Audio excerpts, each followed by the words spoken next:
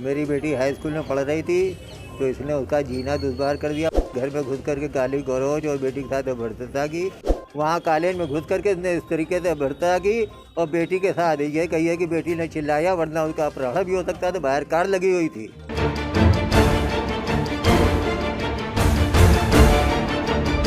उसके बाद में इसके पहले ये वारदात से पहले इसने पाकिस्तान से हमें धमकी दी। शुक्रवार को ये मेरे घर के नीचे बेटी से कहता हुआ निकला, सरतन से जुदा। धमकी पाकिस्तान से धमकी आई थी कि मोहम्मद अनस का केस वापस ले लो और अपनी बेटी का निकाह इससे करा दो, वरना तुम पूरे परिवार कोई नहीं बचोगे। विधायक जी बीच में आए थे कि समझौता कर लो कि रुपए लेकर। क्या हिंदुस्तान में ही हिंदू सुरक्षित नहीं है? क्या हिंदुस्तान की बेटियां अपने वतन में ही अपने आप को सुरक्षित महसूस नहीं कर पा रही हैं? कुछ ऐसे ही सवालों से घिरा यह मामला कानपुर के नौबस्ता थाना क्षेत्र का है, जहां एक हिंदू लड़की और उसके परिवार वालों को मोहम्मद अनस नाम के व्यक्ति ने इतनी दहशत से भर दिया कि पीड़ित छात्रा के पिता ने यह तक कह डाला कि क्या हिंदू होना गुनाह है। मेरी बेटी हाई स्कूल में पढ़ रही थी तो इसने उसका जीना दुश्वार कर दिया। पढ़ाई तब चौपट करनी चाहिए। मैंने जैसे तैसे डर के हाई स्कूल का पेपर दिलाया। पेपर दिलाने के बाद में कोविड में भी ये परेशान करता रहा और परिवार के लिए जान का खतरा बना रहा। तो हमने पोर्टल पे जो है मुख्यमंत्री जी को केस दिखाया। थाना ने केस ले करके उसमें इसको धमकी देने के बाद हमसे कहा, आइंदा कोई हरकत करता है तो हमें बताइए, मैं इसकी खाल नोच दूँगा। उसके पश्चात भी इसने हरकत बहुत बुरी की। घर में घुस करके गाली गलौज और बेटी के साथ भ्रष्टाचार की। तो मैंने केस लिखाया, पास्को में जेल गया। जेल से छूटने के बाद इसने जो है हम लोग को इस तरीके से कर दिया कि हिंदुस्तान में हम हिंदू ही नहीं जी पा रहे। आपको बताते चले 19 वर्षीय पीड़िता बृहस्पति महिला महाविद्यालय में बीबीए प्रथम वर्ष की छात्रा है। हमेशा की तरह पीड़िता समय से अपने कॉलेज में थी। तभी कॉलेज के अंदर मोहम्मद अनस नाम का व्यक्ति अपने 3 साथियों के साथ घुस जाता है।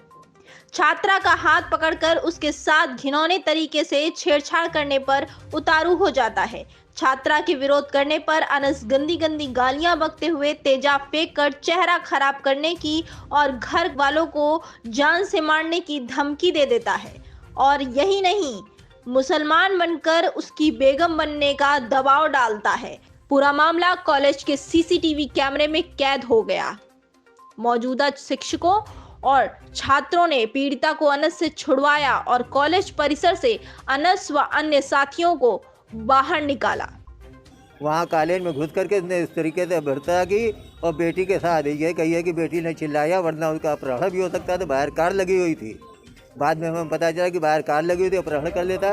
कहता हमेशा के लिए लेने आए, निकाह करूँगा, चलो मेरे साथ। जब बेटी चिल्लाई है तो छात्र और टीचरों ने उसको जो बाहर निकाला, फुटेज में सब कुछ मौजूद है। उसके बाद में इसके पहले ये वारदात से पहले इसने पाकिस्तान से हमें धमकी दी कि इसको केस वापस ले लो और अपनी बेटी का निकाह करा दो, वरना जान से मार डाले जाओगे पूरे परिवार।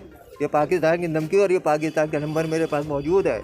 जी हाँ, मोहम्मद अनस ने हाल ही में नहीं, पहले भी वह पीड़िता और पीड़िता के घर वालों को परेशान किया करता था। उस दौरान पीड़िता हाई स्कूल में थी। वहीं पीड़िता के पिता ने मुख्यमंत्री पोर्टल पर अपनी शिकायत दर्ज कराई थी, लेकिन उसका असर उस पर कुछ नहीं हुआ। उसका रवैया जस का तस रहा, यहाँ तक कि वह पॉक्सो एक्ट के तहत जेल भी जा चुका है। पीड़िता के पिता के अनुसार पाकिस्तानी नंबर से उन्हें लगातार धमकी भरे फोन आ रहे हैं। और इतना ही नहीं, मंचलों की हिम्मत तो देखिए, पीड़िता के घर के सामने से गुजरते हुए लड़की के सर को तन से जुदा करने की धमकी भी दे डाली। पाकिस्तान से धमकी आई थी कि मोहम्मद अनस का केस वापस ले लो और अपनी बेटी का निकाह इससे करा दो, वरना तुम पूरे परिवार कोई नहीं बचोगे। पाकिस्तान का नंबर हम आपको देते हैं, आप देख लीजिए, इसकी जांच पड़ताल कीजिए। पुलिस ने क्या पूरे मामले को हल्के में ही निपटा दिया था? नहीं, पुलिस ने कुछ हल्के में नहीं निपटाया। थाना ददीवाल तिवारी थे रेल बाजार में, उन्होंने तुरंत जो सख्त कार्रवाई की। और वो जो हमारे यहाँ के विधायक जी थे, विधायक जी बीच में आए थे कि समझौता कर लो कि रुपए लेकर के। तब हमें ददीवाल तिवारी ने कहा कि पैसा लेके आज अगर तो आप समझौता कर लेंगे तो उसके बाद में आपके साथ जो होगा आप ही जिम्मेदार हो, क्योंकि पुलिस भी मदद नहीं कर पाएगी। कौन कौन विधायक जी बीच में आए थे समझो? सुहेल अंसारी जी आए थे। क्या कह रहे थे? वो कह रहे थे, हमारे वकील साहब से भी कह रहे थे कि कुछ ले दे करके मामला ख़त्म कर लीजिए, आइंदा कुछ होगा मेरी गारंटी है, हम उसकी जिम्मेदारी लेते हैं। लेकिन अगर जिम्मेदारी लेते हैं तो ये जिम्मेदारी आज तक हमारे ऊपर जो कोड़ बन करके छाई हुई है। मैं स्वतंत्रता से अपनी बेटी को पढ़ा नहीं पा रहा हूँ। क्या मैं जिस तरह से लगातार धमकियां आ रही हैं पाकिस्तान से, जी क्या भयभीत है आपका परिवार? भयभीत है। मैं तो पूरे थाना नौबस्ता में जब मामला इसने किया है, करने के बाद में केस इसके ऊपर दर्ज होने के पश्चात शुक्रवार को ये मेरे घर के नीचे बेटी से कहता हुआ निकला, सरतन से जुदा, सरतन से जुदा। इस तरीके से वाक़यात हमारे साथ किए जा रहे। क्या हमारे परिवार का किसी का सर से तन से जुदा हो जाएगा, उसके बाद हमें सुरक्षा मिलेगी? हिंदू होना क्या हमारा गुनाह है हिंदुस्तान के अंदर? वहीं इस पूरे मामले में पुलिस अधिकारी का क्या कहना है, सुनिए। क्षेत्र में एक स्कूल में एक छात्रा के साथ छेड़खानी का मामला सामने आया था, जिसमें कि एक अनस नाम का व्यक्ति स्कूल में घुसकर छात्रा को परेशान कर रहा था। जब मामले की गहनता से जांच की गई तो इस व्यक्ति के खिलाफ थाना रेल बाज़ार में भी पहले से 3 मुकदमे इसी प्रकरण में कायम हैं। वो इस छात्रा को काफ़ी दिनों से परेशान कर रहा है। तत्काल थाना नौबस्ता में अभियोग पंजीकृत कर अनस को गिरफ्तार करने के लिए कई टीमें लगा दी गई।